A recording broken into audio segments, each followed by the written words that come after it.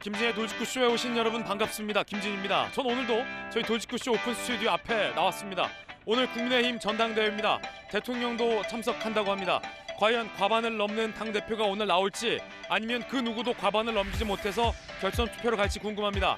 막판 안철수 후보가 대통령실에 강승규 수석을 고발하겠다라는 기자회견을 황교안 후보와 같이 하면서 변수로 올랐는데 당 일각에서는 경선 불복이냐 라는 비판의 목소리 또한 있는 게 사실입니다. 잠시 후에 이야기 나눠보죠. 저는 비가 오나 눈이 오나 매일 아침 이곳에서 여러분을 기다리겠습니다. 김진의 돌직구쇼 지금 라이브로 시작합니다. 잠깐만요.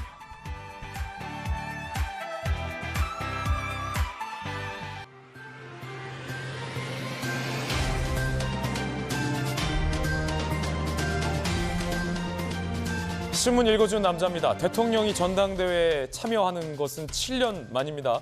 그만큼 이번 전당대회는 이른바 윤심 논란 속에 열기가 뜨거웠습니다. 안철수 후보가 어제 강승규 대통령실 시민사회 수석을 공수처에 그것도 고발을 해서 논란이 일고 있습니다. 선거 결과 불복 아니냐, 당내 이런 논란도 있는데 잠시 후에 집중적으로 전해드리죠. 오늘 조간신문 4가지 키워드 준비됐습니다. 하나씩 살펴보겠습니다. 먼저 첫 번째 키워드부터 공개하겠습니다. 바로 이겁니다. 고발. 동아일보 오면 기사입니다. 함께 보시죠. 안철수 후보가 강승규 시민사회 수석을 공수처에 고발했습니다. 시민사회 수석실 행정관의 통화 녹취가 공개됐고 안철수 후보가 공개 반발했죠. 그런데 전대 마지막 날에 고발을 한 겁니다. 김기현 후보는 막장 내부 총질이다라고 비판을 했고 천하람 후보조차도 안철수 후보의 이 고발에는 동조할 수 없다라는 입장을 밝혔습니다. 내부에서는 선거 불복 아니냐 이런 얘기도 나오고 고발까진 좋은데 왜 하필 또 공수처에 고발하냐 라는 비판의 목소리도 있는 것 또한 사실입니다. 과연 이 대통령실 행정관의 그 통화 녹취가 이번 전당대회에 어떤 영향을 미쳤는지 안철수 후보의 막판 이 한수는 악수가 될지 묘수가 될지도 오늘 결과로 보면 알 수 있겠죠. 잠시 후에 집중적으로 분석해 보겠습니다. 그 가운데 투표율은요. 별이 5개, 55%를 넘겼습니다. 국민의힘 창당 이래, 역사 이래 가장 최고 투표율입니다. 이 최고 투표율은 누구에게 유리하게 작용할지 그 또한 잠시 후에 분석해 보겠습니다. 이어서 두 번째 키워드입니다. 두 번째 키워드는 26조. 도대체 어마어마한 이 26조 뭐 하는 데 쓰이는 돈일까요? 중앙일보 신문입니다. 초등학교 의대반까지 나온 요즘 한 자녀에 올인해서 사교육 지출이 더 늘었다. 사교육 총액이요? 26조 원에 추정된다라는 보도가 나왔습니다. 26조요? 사교육비 증가율은 11%고 물가 상승률의 2배입니다. 1인당 월 평균 41만 원인데 이게 월 평균이에요. 비싼 건 더 비싸요. 역대 최대. 오죽하면 요즘 학원비가 애들 나이에 2살 더하고 0 붙여야 된다는 얘기가 나옵니다. 아들 하나, 딸 하나 있는 제 입장에서는 상당히 부담스러운 기사입니다. 출산율이 역대 최저, OECD 꼴찌. 혹시 이 사교육 문제 때문에 그런 건 아닐지 생각이 많아지게 하는 기사입니다. 이어서 다음 키워드입니다. 세 번째 키워드는 뭘까요? 역전. 그 가운데 이것까지 역전됐습니다. 경향신문입니다. 대만보다 1인당 국민 총소득이 줄었습니다. 20년 만에 역전됐습니다. 물론 경기가 안 좋은 건도 있고 환율 문제가 가장 영향이 큽니다. 분석해봤더니. 그래서 일단 걱정할 건 아닌데 문제는 많은 전문가들은 이 경기 둔화 조짐과 맞물려서 대만에 역전된 게 고착화될 수도 있다는 걱정도 나오고 있습니다. 이어서 다음 키워드입니다. 네 번째 키워드는 뭘까요? 꿈. 안타까운 기사입니다. 조선일보 신문입니다. 4번 도전해서 소방관의 꿈을 겨우 이뤘는데 생일을 열흘 앞두고 젊은 소방교가 70대 노인을 구조하다가 순직했습니다. 장례식장에서 어머니는 아들의 영정 사진을 붙잡고 오열했습니다. 30대 새내기 소방관의 이 순직, 매우 의롭고 정의로운 죽음이지만 너무나도 안타깝고 못내 가슴이 메어집니다. 성공일 소방교, 고인의 명복을 기도하겠습니다. 지금까지 신문 읽어준 남자였습니다.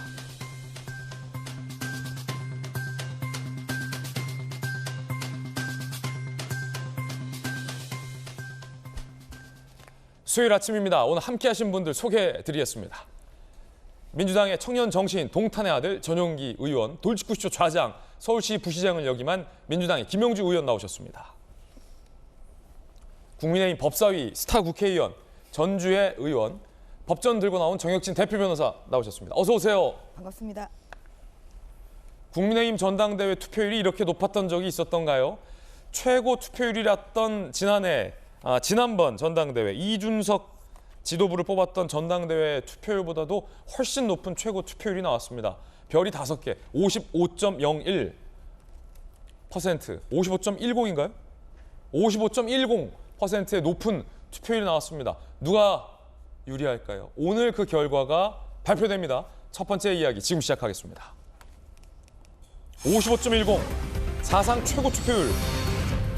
관건은 오늘 전당대회가 끝이 나느냐, 과반이 넘는 후보가 나오느냐, 아니면 아무도 과반을 달성 못해서 오늘 전당대회는 끝이 나지 않느냐. 이게 최대의 관심사입니다. 선두를 달리고 있는 김기현 후보가 과반을 넘길 것인가 못 넘길까에 따라서 오늘 전당대회가 끝날지 말지 여부도 결정됩니다. 사상 최고 투표율부터 자세히 분석해 보겠습니다. 이거 왜 이렇게 투표율이 높냐? 여러 가지 이유가 있을 수 있겠습니다만 전당원 투표 방식으로 바뀐 것이 당원들의 이 투표 참여율을 높였다라는 분석이 많고요. 그리고 김기현, 안철수, 천하람, 황교안 어찌 보면 상당히 치열한 어떤 경쟁과 경합 속에서 각자가 동원할 수 있는 지지세를 총동원했다, 총결집했다라는 현상도 맞물려서 역대 최고 투표율, 국민의힘 전당대회 역사상 최고 투표율 55.1%의 어마어마한 투표율을 기록했습니다. 최종 투표율입니다. 역대 최고치입니다. 지난번 이준석 지도부를 뽑았을 때도 최고 투표율이라고 했는데 그때 45.36에 불과했는데요. 그때와 비교해도 지금은 거의 10%포인트가량 더 많은 투표율을 기록했습니다. 사실 이번 전당대회는 진흙탕 전당대회다라는 비판이 나올 정도로 경쟁이 치열했습니다. 일각에서는 투표율이 저조할 것이다라는 예측도 있었습니다만 이게 웬일 55.1%라는 최고 투표율을 나왔습니다. 과연 이거 누구에게 유리할까요? 각 후보들은 속마음은 어떨지 몰라도 겉으로는 나의 승리다, 이렇게 계산하고 있습니다. 중요한 건 속내겠죠. 머릿속의 계산기가 복잡해질 것 같습니다. 들어보시죠. 화이팅! 화이팅!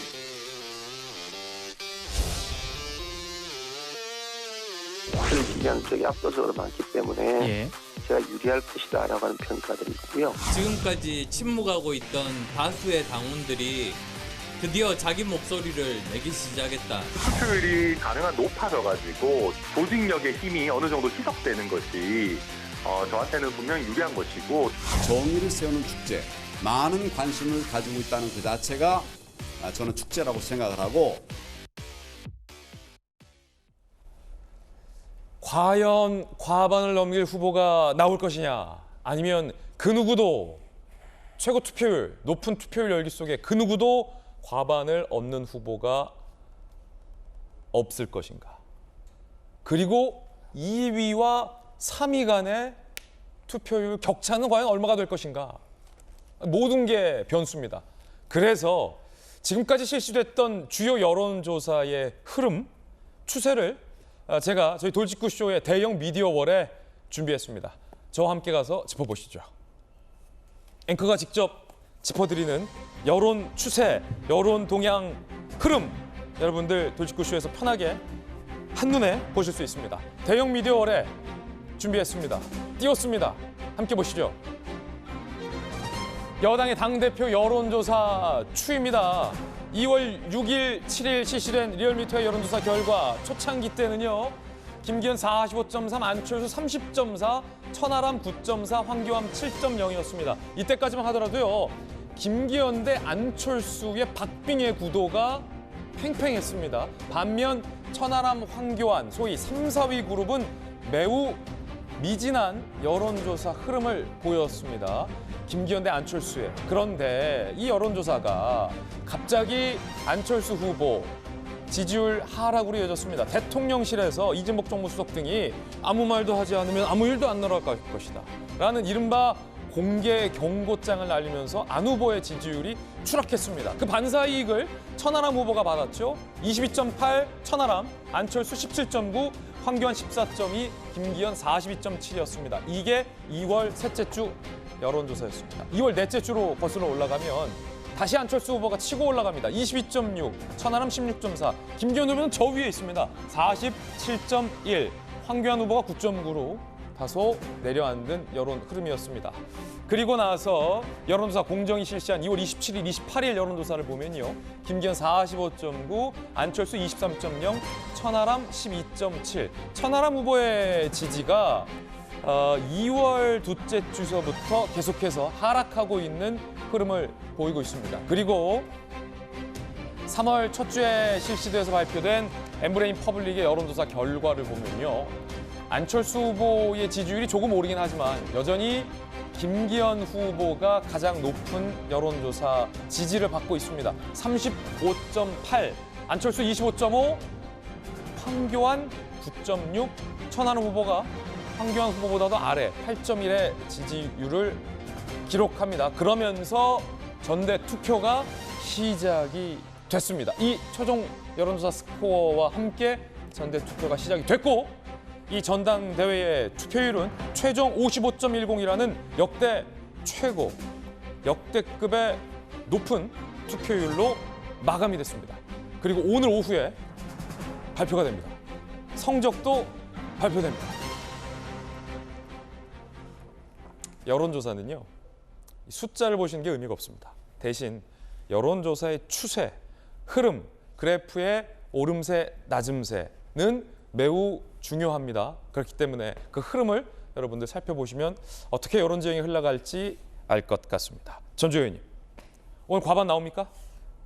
뭐 저는 나을 거라고 생각합니다. 그래요. 지금 보면 마지막 여론조사가 김기현 35.8, 40도 안 돼요. 35대 25인데 예. 지난주 월요일에 저희 비대위 사실상 마지막 비대위를 했는데요. 예. 비대위원들은 오늘 이제 3월 8일이 전당대회로 인해서 전국에 그 모든 그 당원들이 다 결집을 하고 뭐 그런 가운데서 오늘 새로운 당대표까지 선출되면 좋겠다 이런 생각을 가지고 있습니다. 그리고 제가 주위에 물어본 당원들은 또 의외로 김지현 대표를 많이 찍었더라고요. 예. 그래서 뭐 여러 가지로 봤을 때 오늘 물론 그 여론조사는 오히려 이제 지금 40%가 안 되는 걸로 나오고 있습니다만 저는 오늘 현장에서 발표되는 그 투표 결과는 50%를 넘길 가능성이 크다 그렇게 생각하고 있습니다. 전주혜 의원이 지금 비대위원이신데 네. 지도부인데 지도부도 그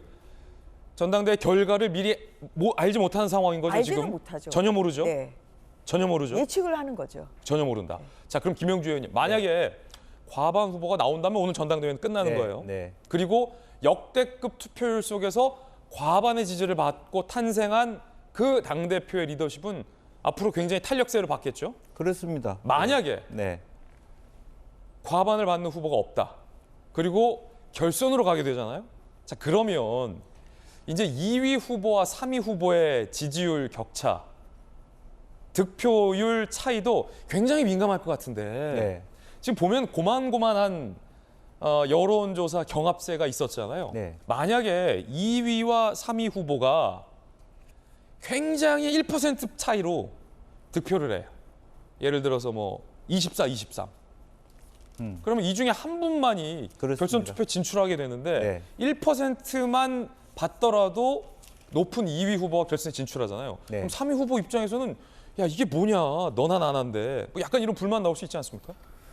뭐 복불복이죠, 뭐. 복불복이니까 어쩔 어쩔 수 룰이 없다. 그런데 그건 뭐 어떻게 했습니까? 어쩔 수 합쳐라도 차이가 나면 어쩔 수 없이 그렇게 될 건데 지금 현재의 여론조사 표상으로 보면 2위와 3위가 상당히 차이가 나기 때문에 막판 뒷심이 있다 하더라도 안철수 후보가 2위가 될 가능성은 있다. 다만 막판에 가서 예컨대 시민사회 수석을 공수처에 고발한다 이런 것은 오히려 안 후보한테 악재가 될 가능성이 있어서 그런 부분이 있고 나머지 두 후보들은 사표 가능성 때문에 또 지지가 멈춰질 수 있는 부분이라서 사표 가능성. 네. 내 표가 죽을 특히- 표가 될 수 있다. 특히 한교안 후보 같은 경우는 사실은 그런 가능성 있다고 보여지거든요. 천하람 후보 지지하는 분들의 사표 가능성보다 한교안 후보의 사표 가능성이 있고 또 지금 여론조사하고 실제 투표의 차이점은 여론조사 결과가 지금 모응답층이 21% 정도 돼요.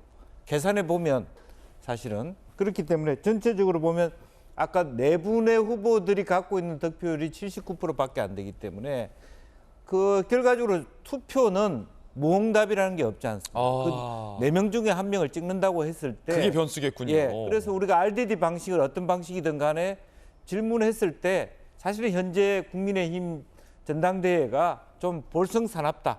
그래서 무응답으로 빠져 있지만 최종적으로 그분들이 투표를 다 한다고 봤을 때 네.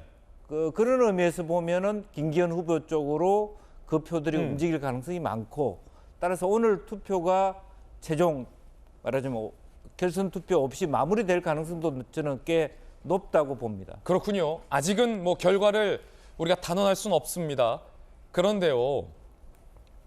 투표율이 55.1이잖아요. 네. 제가 이제 국민의힘의 현역 의원들을 어제 많이 직접 취재를 했는데 모든 현역 의원들의 공통적인 내용은 왜 이렇게 높게 나오는지 계산이 잘 안 된다는 거예요. 예를 들어 동원할 수 있는 조직이라는 게 각 후보별로 대략 예측이 되잖아요. 이거를 전례와 비추어 봤을 때 이 누적 투표율이 한 40% 넘어가거나 한 45 정도만 되더라도 조직을 최대로 동원했고 바람이 불면 그게 가능한데 예. 조직을 아무리 동원하고 각 후보들의 세력을 다 결집해도 55라는 숫자가 안 나온다. 네. 이런 말들을 많이 하시더라고요. 네. 어떻게 된 겁니까, 이 숫자는? 사실은 이제 어쨌든 각각 후보가 갖고 있는 어떤 끌어들일 표가 중복이 덜 됐다라는 측면이 있을 것 같고요. 그러니까 세대별로 보면은 또 천하람 후보가 등장함으로써 젊은 후보층이 그러니까 당원층이 지지할 수 있는 부분이고 또 안철수 후보가 지니고 있는 소구력 또 황교안 후보가 갖고 있는 우파들에 대한 흡입력 이것이 다 중복이 덜 됐기 때문에 그러니까 후보들 지지층의 교집합이 적다. 그 어느 때보다. 그런 것들이 확산될 수 있고 또 하나는 뭐 제가 다른 당이라서 자세히 모르겠습니다만 접근성이 어플리케이션이 굉장히 잘 짜여질 수 있다. 어른들도 쉽게 투표할 수 있다. 이런 부분들도 상당히 도움이 많이 되지 않았을까 그런 생각을 갖게 됩니다. 전재 의원께서는 어떻게 보십니까? 이 높은 투표율이 사실은 윤심 논란도 있었잖아요. 그래서 윤 대통령을 지지하는 당원들이 특정 후보로 결집하는 영향이 컸다고 보십니까? 아니면 이 윤심 논란 때문에 소위 불만을 갖고 있는 비판 투표율이 굉장히 높았다고 보십니까? 저는 이제 그런 뭐 것도 있지만, 그러니까 뭐 어느 쪽이 더 유리하든지 그런 차원보다는 저는 이제 이번에 이제 국민의힘이 100% 당원들이 내 손으로 당 대표와 최고위원을 뽑는 이런 경선 룰을 바꿨잖아요. 그게 영향이 컸어요. 예, 저는 그 영향이 컸다고 봅니다. 왜냐하면은 2년 전에 이준석 그 대표가 선출됐을 때는 당원 투표에서는 오히려 나경원 후보가 1등을 했죠. 그런데 여론조사에서 압도적으로 1위를 하는 바람에 이준석 대표가 당대표로 이제 당선이 됐었던 거거든요. 그런데 지금은 이제 우리 손으로 직접 우리 당대표를 뽑는다는 이러한 100% 경선 룰 변경이 당원들로 하여금 소속감도 더 가지게 하고 더 참여의식도 높이게 한 이것이 가장 저는 크다고 중요했다. 봅니다. 그래서 또 그런 면에서 저는 제 비대위원으로서 사실 뭐 이러한 경선룰 개정에 있어서는 저는 나름대로 의미를 좀 가지고 있습니다. 네, 그리고 두 번째로는 또 경쟁력 있는 후보들이 두루두루 정말 4인 4색에 겹치지 않는 이런 경쟁력 있는 후보들이 또 컷오프를 통과해서 4강에 오르셨고, 그리고 무엇보다도 좀 결선 투표를 또 저희가 도입을 했거든요. 근데 그러다 보니까 2위 싸움이 굉장히 치열해지는 것 같아요. 2위 싸움. 예, 2위에 들어가면 내가 또 결선에 올라갈 수 있다. 그래서 어제 보면은 안철수 후보와 지금 황교안 후보가 어제 같이 소통관에서 성명을 발표하면서 약간의 연대를 하는 그런 모양새도 좀 취하기도 하고. 네. 그래서 이러한 결선 투표 방식도 55%의 이 높은 참여율을 예. 나타낸 데에 저는 한 몫을 차지했다 이렇게 생각합니다. 전당대회 마지막 날 안철수 후보가 강승규 대통령실 시민사회 수석을 고발했습니다. 그것도 공수처에 고발했습니다. 그러면서도 안철수 후보는 대통령은 모르실 것이다 라고 했는데 과연 이 한 수가 이번 전당대회에 어떤 영향을 미칠지 일단 안철수 후보 이야기부터 들어보시죠.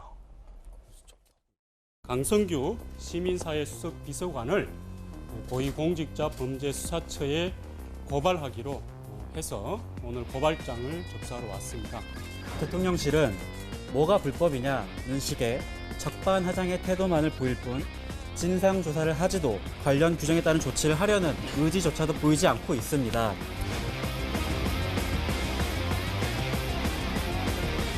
윤 대통령도 알고 있었던 사안이라고 보십니까? 저는 그렇다고 보지 않습니다. 만약에 윤 대통령께서 이런 일이 있었다는 걸 아셨으면 가만두지 않았을 겁니다. 안철수 후보는 대통령은 몰랐을 것이다 라며 형식적으로는 대통령을 두둔했지만 가만히 있지 않았을 거다라는 말로 가만히 있는 대통령실을 보면 윤 대통령이 알았을 것 아니냐라며 사실상 강한 비판을 하고 있는 셈입니다. 자, 그러면 정익진 변호사님, 네네. 어떤 거로 어떤 혐의로 공수처에 어떤 걸로 고발한 겁니까? 일단은 직권남용죄로 직권남용죄. 공수처에 고발을 한 걸로 보이는데 제가 그 최근에 이제 특검 관련해 가지고 왜 특검을 갖다가 하느냐 공수처에서 하면 되지라고 그 민주당 쪽에다가 말씀을 드렸었는데 오히려 조금 엉뚱하게 안철수 후보가 이제 공수처에다가 직권남용으로 고발을 하신 것 같아요. 그런데 제가 봤을 때 객관적으로는 직권남용죄가 특히 이제 강승규 수석한테 과연 인정될 수가 있을까? 그 밑에 있는 대통령실 시민사회 수석실 그 직원이 행정관이 뭐 이렇게 했을진 몰라도 설마 그거를 수석이 시켰을까 하는 그러한 의구점은 있고요. 네. 그런데 제가 공직선거법을 찾아봤어요. 공직선거법에 어떻게 규정이 되어 있냐면은 공무원은 그 지위를 이용해서 당내 경선 운동도 하면 안 된다. 일반 선거 운동 말고 당내 경선 운동도 하면 안 된다. 그렇게 돼 있어가지고 제가 처음에 봤을 땐 이거 위반하면 5년 이하 징역이거든요. 예. 그러면 저 행정관이 그 공직선거법 위반한 거 아닌가라고 생각을 갖다 했었었는데 그런데 다시 법을 갖다가 꼼꼼히 봤더니 이때 당내 경선은 당대표 뽑는 그런 경선이 아니고 공직선거 후보자를 추천하기 위한 그런 경선이거든요. 그렇기 때문에 공직선거법 위반죄로 그 행정관이 처벌되지는 않을 것 같다는 생각이 드는데 이건 공직선거법상 공직선거에 해당하지 않는다. 그 공직선거법상 당내 경선에 해당하지 않는다. 그렇군요. 이렇게 되어 있는데 그런데 다시 정당법을 찾아보니까 정당법에는 어떤 규정이 있냐면요.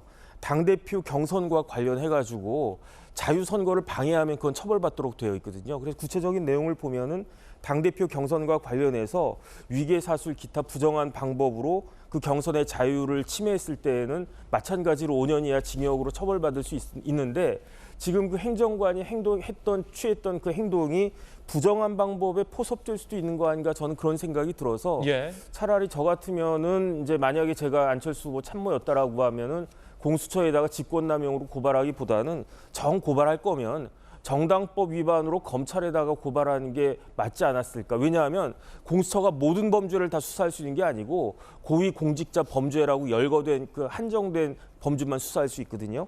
근데 그런 걸 다 떠나가지고 이게 문제가 있지 않습니까? 문제를 해결하는 최종적이고 종국적인 그 해결 방법이 이제 법적으로 재판에서 이제 그 해결하는 건데 모든 문제를 다 법으로 해결한다라는 생각을 정치인이 한 것은 전 큰 문제다라고 생각을 하고요. 더더군다나 문제는 뭐냐면은 범사에 때가 있는 거잖아요. 그러니까 그 어쨌든 당에서 가장 축제라고 할 수 있는 그 경선이 막바지 이제 도달해가지고 그러는데 아무리 본인이 억울하고 그렇다라고 하더라도 고발할 때가 있고 자제할 때가 있는데 그 때를 정치인이 때를 잘 못 맞추면 어떻게 민심을 갖다 얻을 수 있겠습니까? 저는 그 생각이 들고 정 억울하고 그러면은 이제 경선 다 끝나고 본인이 당선되면 안 하시겠지만 만약에 이제 다른 분이 당선이 되면 그때 가서 뭐 한 일주일쯤 뒤에 고발을 하든 그렇게 했어야지 지금 이 시점에서 저렇게 공수처에 고발한 것은 제가 봤을 때는 대통령실과 마찬가지로 안철수 후보도 적절하지는 않은 것 같다는 생각을 했습니다. 정혁진 변호사님께서 이제 법안을 꼼꼼히 오늘 검토하고 온 겁니다. 그래서 공직선거법이 아니라 차라리 정당법으로 고발하는 게 낫지 않았겠느냐. 번지수가 틀렸다라는 정혁진 변호사의 어떤 개인적인 법적 견해까지 좀 들어봤는데요. 전재 의원님은 또 84 출신이잖아요. 네. 당내 일각에서는 이게 좀 의아하다라는 분석도 있더라고요. 전당대회 마지막 날 고발하는 것이 과연 전당대회만 놓고 봤을 때 이게 어떤 유효타가 될 수 있을 것인가, 전당대회 다 끝난 판에 라는 궁금증도 제기되고 있고, 그래서 이게 어떤 투표에 뭔가 영향을 주려는 것 말고 혹시 뭐 다른 의도가 있는 거 아니냐, 이런 관점도 있더라고요. 저는 두 가지 포인트라고 생각을 해요. 이렇게 우선 저는 안철수 후보가 또 대선 출마까지 하셨던 분인데, 그리고 뭐 작년에 국민의 당과 합당을 하지 않았습니까? 뭐 이런 면에서 뭐 이 고발 자체가 좀 매우 후보로서는 좀 부적절하다. 그리고 당의 좀 화합을 저해하는 행위 아니냐, 저는 그렇게 생각합니다. 그리고 뭐냐면 강승규 지금 시민사회 수석을 고발했거든요. 예. 그러니까 언론에 오르내리는 행정관이나 선임 행정관을 좀 고발한 게 아니에요. 왜냐하면 공수처법상 고발 대상이 되는 공무원은 대통령실에 근무하는 3급 이상 공무원으로 돼 있어요. 그러다 보니까 강승규 수석을 이제 고발을 한 것 같은데, 사실 강승규 수석이 연루됐다는 아무런 증거도 지금 없지 않습니까? 그냥 그 오르내리는 그 행정관, 그 단톡방에 있다는 그분이 시민사회 수석실 소속이다. 뭐 이런 거 가지고 그러면 시민사회 수석이 시킨 거 아니냐. 그거 아니겠어요? 그 직권 남용이잖아요. 그리고 죄명도. 그래서 그런 것은 너무 이건 뜬구름 잡는 식의 고발이다. 이제 이런 생각이 들고요. 예. 저는 또 두 가지 포인트인 것 같아요. 하나는 결선 투표를 좀 예정하고 계신 거 아닌가. 그러니까 결선 투표에서 2위를 이제 50%를 못 넘으면 1위 후보가, 그러면 결선 투표를 3월 12일에 하게 되는데, 이제 이렇게 뭔가의 그런 뭐 부정한 뭐 이러한 냄새를 좀 풍김으로써 좀 결선 투표에서 되치기를 예정하고 계신 거 아닌가, 이런 첫 번째 생각이 들고요. 두 번째로는 명분 쌓기용이죠. 또 50%를 오늘 이제 또 1위 후보가 결정이 되고 본인이 2위를 좀 하실 수가 있는 가능성이 지금 높지 않습니까? 그런데 2위를 내가 왜 했어? 왜 1위를 못했어? 할 때, 이렇게 뭐 대통령실이 돕고 뭐 하니까 내가 1위를 못한 거야. 이렇게 1위를 하지 못한 데다 명분 쌓기용의 좀 고발이 아닌가, 저는 그 두 가지 면에서 좀 그렇게 고발을 하신 거 아닌가 하는 생각이 듭니다. 이게 사실 고발을 한다라는 것과 법적 조치를 취하겠다라는 기자회견의 온도는, 그 온도 차이는 천지 차이입니다. 고발을 했다라는 의미는 껄끄러울 수 있는 공수처로 하여금 대통령실을 수사하라라고 국민의힘의 당대표 후보가 수사를 의뢰했다라는 의미이기 때문에 실제 고발 조치까지 한 것은 매우 이례적인 강경 조치, 대통령실을 겨눈, 어쩌면 대통령을 겨눈 법적 조치로 볼 수 있기 때문에 전당대회 마지막 날 안철수 후보가 왜 법적 조치를 취했을까를 두고 당내에 사실 이견이 많은 현재 상황입니다. 잠시 후에 민주당 전용기 의원 얘기도 좀 들어보겠습니다만, 일단은 선거 경험이 굉장히 많은 김영주 의원님, 사실 당내 경선에서 당대표가 되고자 하는 후보가 대통령을 겨냥해서 고발한 거는 굉장히 이례적인 일 아니겠습니까? 네. 안철수 후보는 전당대회 마지막 날, 왜냐하면 한창 대통령실 개입 논란이 있었을 때, 나경원 의원 때, 혹은 본인이 정무수석한테 얻어맞을 때, 소위 진짜 때리진 않았습니다만 아무 말도 하지 마라, 뭐 이런 얘기 했을 때 오히려 안철수 후보가 가만히 있었단 말이에요. 그때는 또 지지율이 높았지 않았습니까? 근데 그때는 가만히 있다가 왜 마지막 날 이런 초강수에 어떻게 보면 굉장히 어떤 금도를 벗어난 것 아니냐라는 논란이 있을 수 있는 고발까지 했을까요? 네. 사실은 그런 면에서 안철수 후보의 의사결정 과정이 저는 좀 아쉽다 그런 생각이 들고요. 과연 제가 안철수 후보의 측근이었다면 말렸을 겁니다. 그렇게 하지 말라. 그러니까 가장 바람직한 것은 이런 사건이 있었다면 대통령실에서 자체적으로 감사를 통해서 해명하는 게 가장 깔끔해요. 그게 진짜 대통령을 위하는 길인데요. 그렇기 때문에 이러한 식의 어떤 안철수 그 후보 측이 막판에 뭐 한교안 후보하고 연대를 통해서 대치기를 하겠다라고 하는 것은 오히려 스스로 자기가 대치 당하게 되는 계기가 될 수 있다. 그것 때문에 위기의식을 느껴서 오히려 김기현 표가 더 많아졌을 가능성이 저는 많다고 보고요. 근데 그런 정도까지 가면 본인의 어떤 신경에 굉장히 복잡한 변화가 있지 않았느냐 그런 예측을 하게 되는 거고 그랬을 때 과연 앞으로 그 진정한 의미에서의 안철수 후보의 미래가 국민의힘 안에서 고착화되고 안정화될 수 있겠는가 뿌리를 내릴 수 있겠는가 하는 의구심을 갖게 되거든요. 그래서 상당히 본인으로서는 마지막까지 모든 걸 말하자면 걸고 하겠다는 의지였는지는 모르겠습니다만 예. 결과적으로는 당원들 입장에서는 이게 뭐 도가 지나치다 대통령에 대한 공격이다 이렇게 오히려 오해를 낳을 수 있는 그런 굉장히 위험한 도발이었다 그렇게 봅니다. 왜냐하면 안철수 후보가 지금 전당대회 끝나고도 진실을 규명하겠다라는 입장이라 다른 일각에서는 전윤교 의원님 이거 선거 불복하려고 한 거 아니냐 이런 비판도 현재 나오고 있거든요. 어떻게 보십니까? 그건 안철수 후보가 경선 불복을 할 만한 사유는 충분히 저는 대통령실에서 제공했다고 생각을 합니다. 예. 지난번에 나경원 전 의원을 뭐 이렇게 어디서 해촉시키고 직접적으로 대통령실에서 전당대회에 개입을 하지 않았습니까? 그 이후에도 뭐 정무수석까지 통해서 안철수 후보를 압박하는 모습을 보였기 때문에 안철수 후보 입장에서는 반발할 만했다. 저는 이렇게 생각을 합니다.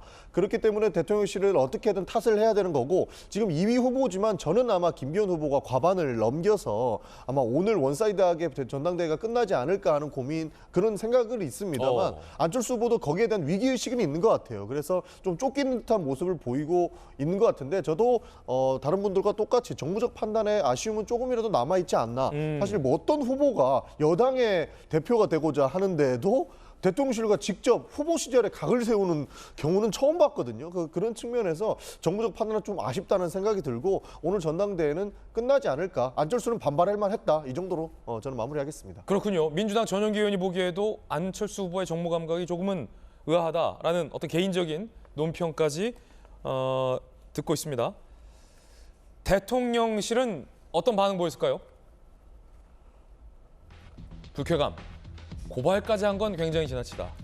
윤 대통령은 당의 분열을 바라지 않는다라는 대통령실 고위 관계자의 논평이 나왔습니다. 정익준 변호사님. 네네.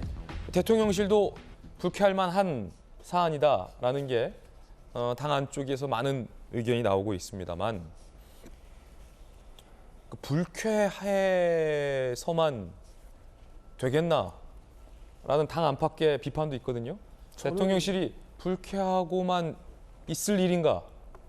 저는 대통령실이 왜 불쾌할 수는 있겠다는 생각은 드는데 불쾌해서는 안 되고 불쾌하다고 해도 불쾌하다는 말을 하면 안 됐다라고 생각이 듭니다. 왜냐하면 대통령실 행정관이 굉장히 부적절하고 제가 봤을 때는 정당법 위반죄로 처벌받을 가능성도 있는 그런 행위를 그다음 더 이해가 안 되는 것은 왜 이제 가장 앞서가는 이제 여론조사에서 그것도 압도적으로 앞서가는 김기현 그 후보를 위해서 저런 행동을 갖다가 했을까? 그런 것들이 저 같은 사람들한테는 납득이 가지가 않는 거거든요. 그렇다라고 하면 오히려 대통령실은 원래 이제 아랫사람들이 잘못하면 윗사람이 다 책임지고 그냥 나중에 이제 뭐 다른 걸 하더라도 그 대외적으로 사과하고 뭐 미안하고 잘못했다고 하는 이야기는 그럼 제일 위에 있는 사람이 하는 거 아니겠습니까?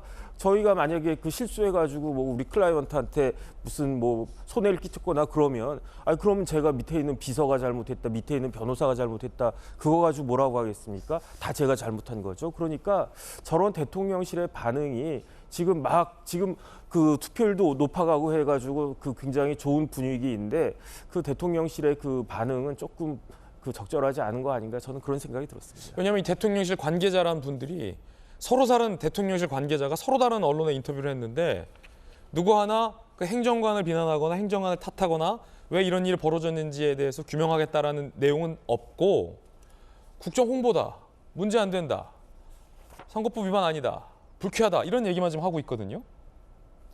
그 고발 자체는 과하죠. 그리고 아까도 제가 말씀드린 것처럼 지금 타겟을 강승규 시민사회 수석을 했잖아요. 그 이분이 어디 단톡방에 있었습니까?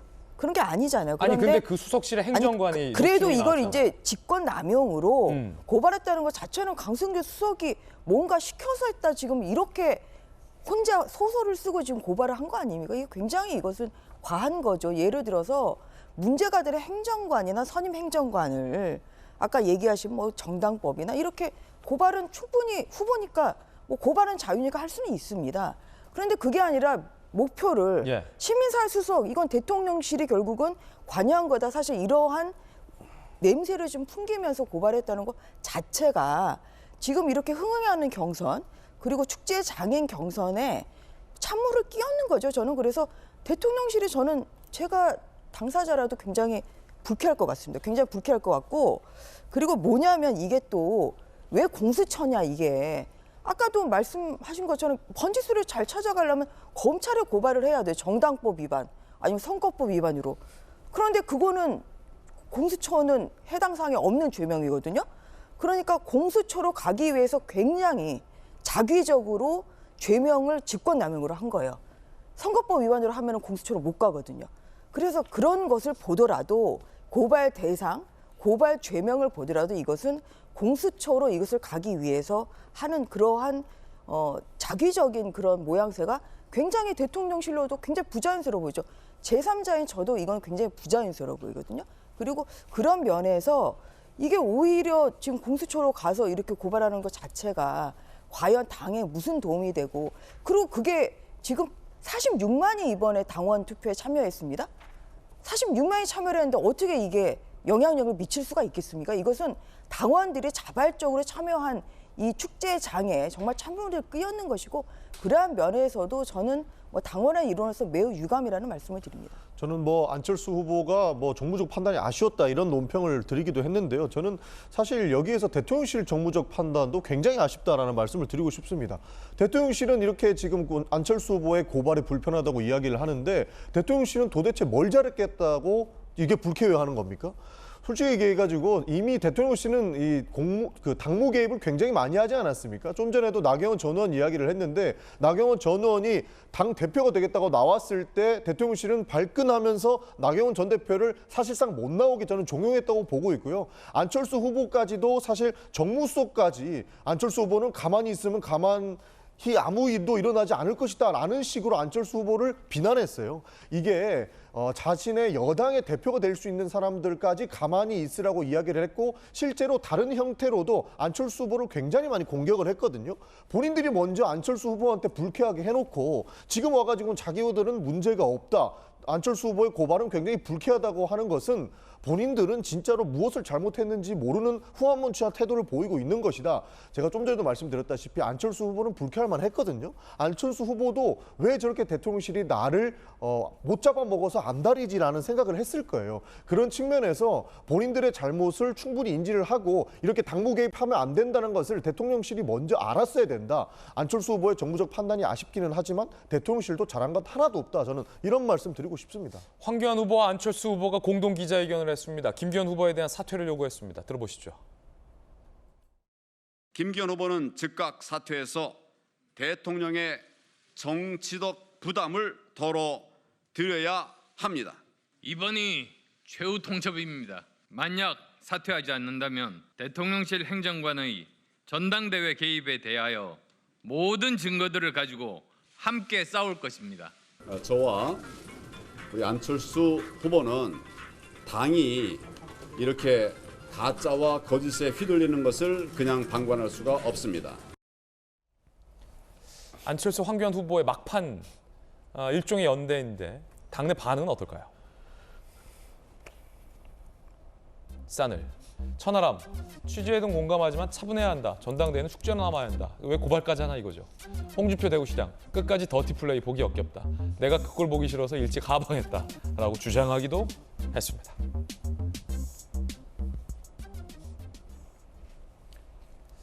과연 오늘 전당대회 결과 어떻게 나올지 과반의 후보가 나올지 이런 논란에도 불구하고 혹은 과반이 없이 결선을 갈지 안철수 후보의 이 대통령실 수석 고발의 후폭풍은 어떻게 불어닥칠지 아직 전당대회가 이슈가 다 끝난 건 아닐 것 같습니다. 첫 번째 이야기 전해드렸고요. 이번엔 저희가 준비한 두 번째 이야기 시작하겠습니다. 김용 전 민주연구원 부원장 재판 과정에서 검찰이 밝힌 혐의와 증거들 이에 대한 김용 전 부원장의 입장이 상당히 상반되는데 첩보 영화를 방불케 했다. 이 검찰의 설명입니다. 어떤 장면일까요? 그 이야기 지금 시작하겠습니다. 제목은 김용과 첩보 영화. 김성태는 형님 때문에. 첩보 영화는 어떤 첩보 장면일지, 여기서의 형님은 누구일지 하나하나 짚어보겠습니다. 검찰에 따르면 김용 전 부원장이 대장동 일당으로부터 8억여 원의 돈을 수수받았다라는 혐의와 관련해서 접선 자체도 매우 첩보 영화 같았다라고 검찰은 얘기했습니다. 검찰 첩보 영화를 연상케 했다. 검찰이 제시하는 증거 첫 번째 통화 기록. 정민용 변호사가 김용 전 부원장을 접선할 때 공중전화로 수차례 전화를 걸었다는 겁니다. 공중전화로. 통화의 흔적이 남지 않게 하기 위해서죠. 검찰이 이 증거를 확보했다는 겁니다. 두 번째, 정민용의 메모. 들어온 여의도 19시. 정민용이 김용을 접선할 때의 어떤 기록들이다. 여기서의 들어오는 김용, 드래곤의 줄임말이다 라고 검찰은 해석했습니다. 여의도 19시. 세 번째 증거, 지도 어플 기록. 2021년 11월 27일, 12월 13일, 12월 29일의 이 기록들은 바로 김용을 만난 날이다. 그리고 만났을 때 돈이 전달됐다 라고 검찰은 주장을 했습니다. 정혁진 변호사님 어떻게 보십니까? 검찰이 수사를 잘하네요. 지금 그 김용의 혐의는 2013년, 14년에 뇌물 받았을 때 그때 시의원 있을 때 받은 돈 뇌물이거든요. 뇌물 받은 것도 있지만 핵심은 뭐냐면 2021년이거든요. 2021년 2월 달에 이제 드디어 이제 대선 레이스가 시작할 때 의형제 동생인 지금은 뭐 동생이라고 생각 안 하겠지만 유동규한테 20억을 요구를 해요. 그리고 난 다음에 4월, 5월, 6월 석 달에 걸쳐 가지고 6억을 갖다가 받았고 그다음에 뭐 배달 사고도 좀 있었지만 어쨌든 9월 달이 되면은 2021년 9월 달이 되면 어떤 일이 벌어지느냐? 대장동 사건이 불거지기 시작한단 말이에요. 그러니까 그때 이제 김용 그 부원장이 그 민주연구원 부원장이 1억을 반환을 갖다가 하죠. 그리고 난 다음에 두 달 뒤부터 조금 전에 나와 있었던 것처럼 11월과 12월에 세 차례에 걸쳐서 정민용을 갖다가 만나는데 왜 정민용을 갖다가 만나느냐? 그때는 남욱하고 유동규가 구속 중이었단 말이에요. 그다음에 이제 정민용 변호사가 구치소에 이제 가가지고 변호사니까 변호사 접견도 할 수 있었을지 모르겠는데 쪽지를 받아가지고 이제 김용한테 전달을 해줬는데 그 쪽지의 내용이 이거는 대장동의 주범은 김만배고 그다음에 이제 검찰 수뇌부와 잘 통하는 그런 변호사 좀 수배해달라 이렇게 이제 남욱이 요청을 갖다가 하는 쪽지를 김용한테 주니까 김용 그 부원장이 뭐라고 그랬냐면은 지금은 이재명 대표가 후보이기 때문에 아직은 대통령이 아니기 때문에 100% 힘을 쓸 수 없다. 뭐 이런 이야기까지 했다는 것이 이제 진술이 딱 됐는데 왜 정민용을 갖다가 만났냐면은 이 돈을 뭐 6억이든 뭐 8억이든 이런 돈을 남욱이 마련했지만 다이렉트로 준 게 아니고 이 이사라고 하는 사람과 정민용을 거쳐서 유동규를 거쳐서 김용한테 갔단 말이에요. 그러니까 김용 입장에서는 유동규와 남욱이 구속된 상황에서는 더군다나 돈이 어디서 전달이 됐느냐. 유동규와 정민용이 그 함께 세운 유원홀딩스라고 하는 사무실에서도 전달된 적이 있었기 때문에 김용 입장에서는 정민용을 만날 수밖에 없고 정민용이 만나달라고 하면 아무리 바빠도 이거는 자기 불똥에 불이 튀는 거니까 만나주지 않을 수 없는 그런 상황이었고요. 그런데도 불구하고 지금 김용 그 부원장은 자기는 뭐 20억 요구하기는커녕 한 푼도 돈을 갖다 받은 적이 없다라고 지금 강변을 하는데 만약에 그것이 사실이라고 한다라고 하면 그 엄중한 시기에 저렇게 은밀한 방법으로 왜 정민영 변호사를 만났을까? 그 부분이 해명이 안 되는 거거든요. 예. 그러니까 지금 여러 가지 그 정황으로 봤을 때 김용 부원장이 돈을 요구하고 전혀 돈을 받지 않았다라고 하는 이러한 진술은 신빙성이 거의 이제 상당히 떨어지고 있다. 저는 그렇게 판단이 됩니다. 검찰에 따르면 김용이 정민용과 공중전화로 은밀하게 연락해 3차례 만나고 자신에게 정치자금을 제공한 남욱을 위해 변호사도 소개해줬다며 김용이 정치자금을 받지 않았다면 정민용을 이렇게 은밀하게 첩보영화처럼 만날 이유가 없다라고 검찰은 주장을 했습니다. 그리고 검찰에 따르면 구속돼 있는 남욱의 메모를 전달하기 위해서 이 김용 부원장을 접선했다라고 검찰은 보고 있습니다. 물론 김용 전 부원장은 부인하고 있습니다. 만나주지 않았다면 정민용이 어떤 이야기를 만들어낼지 불안했다라고 부인을 하고 있는 그런 상황입니다. 그런데 정혁진 변호사님, 공중전화 대목 있잖아요. 네네. 이 3차례 공중전화로 연락해서 만났다는데 그 공중전화에 대해서도 검찰이 어떻게 얘기하고 있는지가 흥미로운데 정민용의 주거지에서 1분 거리에 있는 공중전화에 가서 김용 부원장에게 수차례 전화를 했다. 검찰이 이렇게 보고 있어요. 굳이 왜 집 근처에 있는 공중전화까지 가서 공중전화로 전화를 하죠? 저는 요즘에도 공중전화 옛날에 삐삐 있을 때는 공중전화 어디 있는지 막 찾아가지고 줄 서고 전화하고 그랬었는데 사실은 저희 집 근처에 공중전화가 있는지도 잘 모르겠고요. 요즘 좀 공중전화도 많이 없어지고 있어요. 그다음에 요즘 누가 뭐 동전 들고 다닙니까? 공중전화 어떻게 쓰는지 요즘 공중전화 카드도 있나 그런 생각도 드는데 저는 공중전화 안 써본 지 한 10년도 더 된 것 같거든요. 그럼에도 불구하고 어쨌든지 간에 공중전화를 사용했다라고 하는 것은 핸드폰을 통한 그 나중에 추적을 그 방지하기 위한, 왜냐하면 그때는 검찰의 수사가 아무리 문재인 정권이긴 하지만 진행되고 있었기 때문에 그렇기 때문에 핸드폰에 대한 흔적을 남기지 않겠다라는 그런 그 의도였을 것이다라고 생각을 하고 이런 것들이 재판부에다가는 아주 강한 그 김용 그 부원장에 대한 의심을 강화시킬 수 있는 그런 그 하나의 요소가 되지 않을까 저는 그런 생각이 듭니다. 예, 김용 부원장은 정치자금을 받은 적이 없다. 정치자금 수수 혐의에 대해서도 부인을 하고 있기 때문에 어제 이 검찰의 주장에 대해서도 전면 부인을 하고 있는 그런 상황인데요. 한 가지 흥미로운 게 김영주 의원님, 네. 이 메모 있잖아요, 메모. 다시 한번 좀 보면 이 정 씨의 메모에는 정민용의 메모죠. 드론 여의도 19시 이게 요것과 이제 여의도의 카페를 검색한 이력과 또 지도 애플리케이션 검색 등을 이제 일치시켜서 3차례 만난 거다라고 검찰이 밝혀낸 건데 여의도나 뭐 19시는 그럴 수 있다고 쳐도 드론이 이게 김용, 용은 영어로 드래곤, 드래곤을 빨리 하면 드래곤 아무리 빨리 해도 드론이 안 되는데 이걸 어떻게 김용의 줄임말로 해석을 했을까요? 그러니까 드래곤이라고 하면 굳이 김용이라 쓰는 거하고 다름이 없잖아요. 그렇죠. 한 번 더 틀어야죠.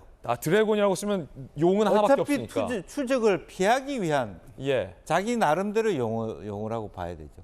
그걸 가다가 드래곤이가 쓸 바에야 용이라고 쓰죠. 그렇지 않습니까? 또 듣고 보니 그러네요.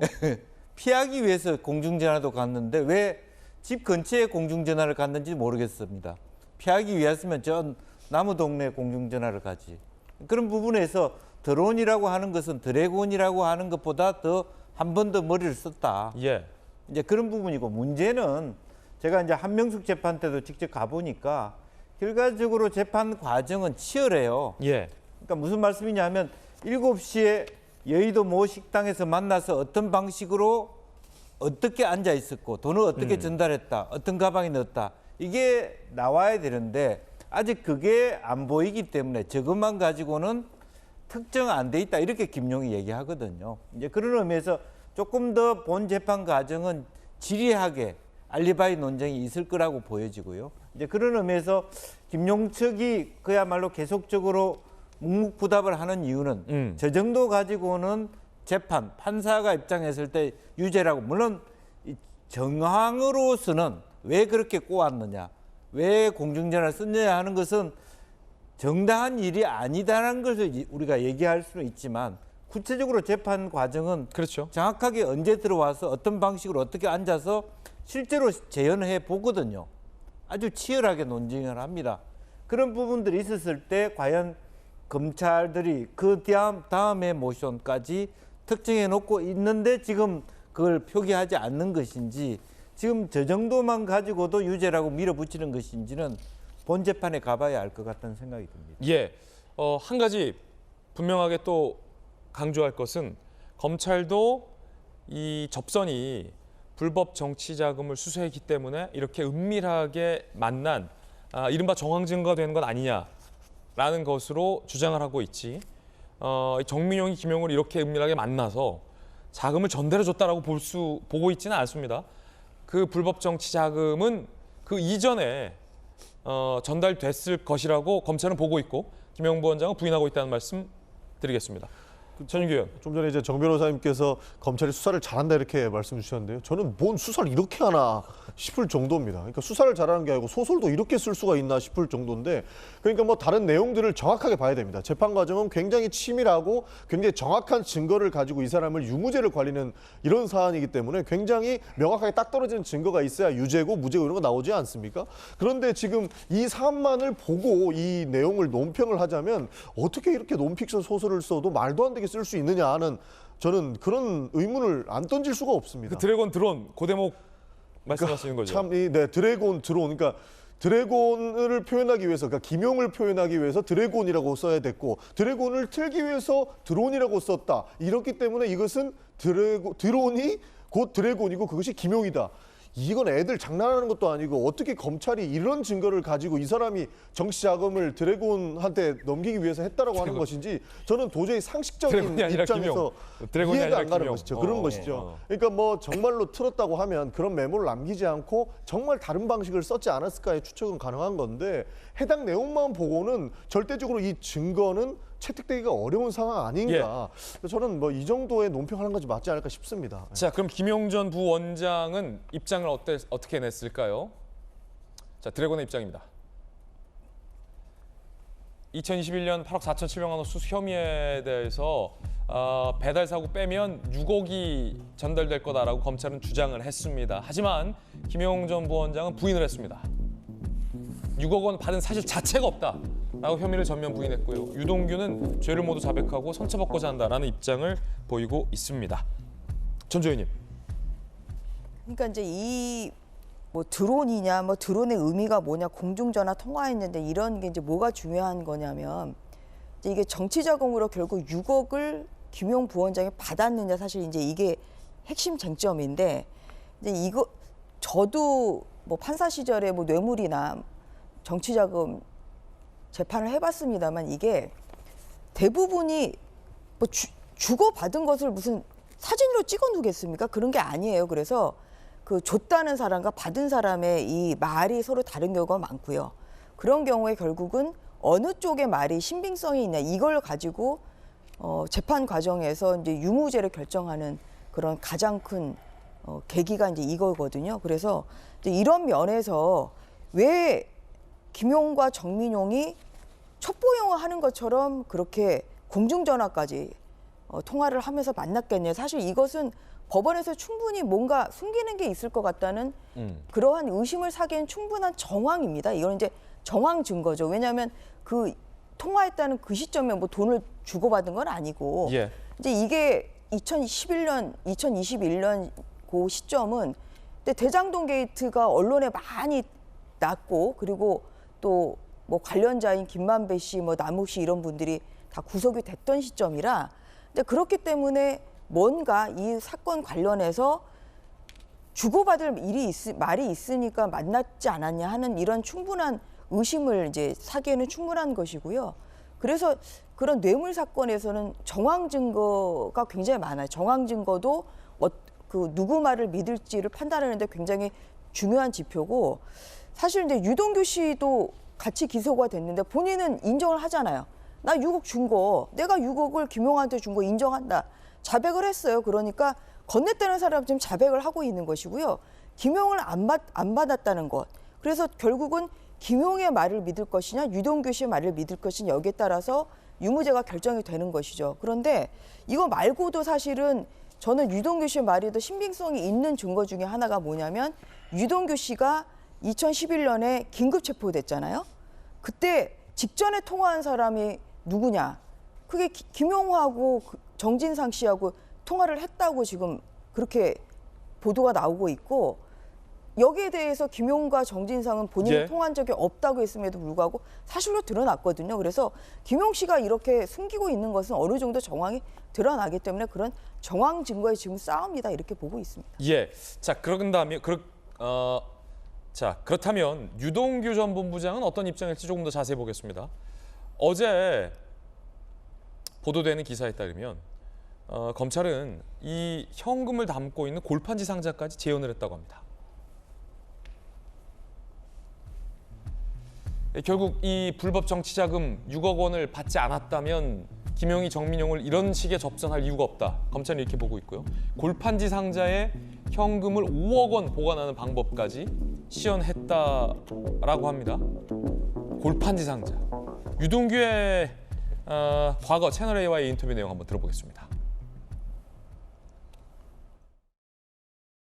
2014년도에는 이제 선거가 이제 다가오니까 이제 조직 관리하고 뭐 한다고 하니까 마련해 달라고 했습니다. 한 그때 2억 달라고 그랬는데 그때 2억을 마련해 줄 수가 없어갖고 1억만 줬습니다.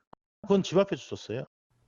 돈 준다는 놈 천진데 내가 그걸 받으면 안 되잖아 뭐 이러면서 이러더라고요. 뭐 대장동도 알고 있으니까 아이 그래도 나온 데서 받아야지 뭐 이런 생각을 갖고 이야기를 했던 걸로 기억합니다. 자, 거듭 말씀드리지만 유동규 전 본부장의 주장이고 김용 전 부원장은 수수 자체를 부인하고 있다는 입장도 계속 말씀드리겠습니다.